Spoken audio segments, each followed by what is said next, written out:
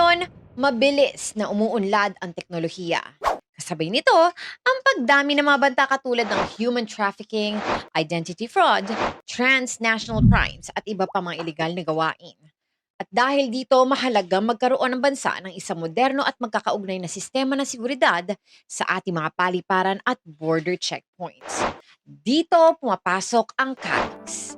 Layunin ng KAIS na pagsamasamahin ang mga mahalagang bahagi ng border security sa iisang integrated platform. Kabilang dito ang biometric identification, advanced passenger screening, risk analysis at real-time monitoring upang mas mabilis na matukoy ang mga posibleng banta habang napapabilis naman ang proseso para sa mga lehitimong biyahero. Sa ganitong sistema, maaaring matukoy agad ang mga peking pagkakakilanlan ng mga individual na may criminal records at mga taong sangkot sa human trafficking o iba pang krimen bago pa sila makapasok o makalabas ng bansa. Hindi lamang seguridad ang benepisyo nito.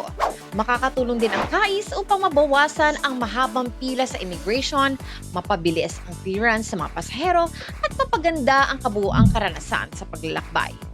Sa isang panahon kung saan ginagamit na rin ng mga kriminal ang makabagong teknolohiya, mahalagang makasabay ang ating mga ahensya sa pamamagitan ng mas matalinong sistema ng proteksyon.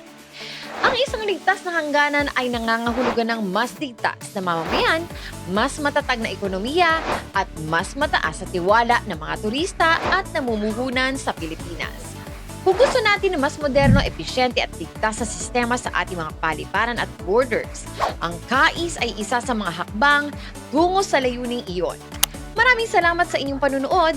Kung nagustuhan mo ang video nito, huwag kalimutan mag-like, mag-share at mag-subscribe. Hanggang sa muli!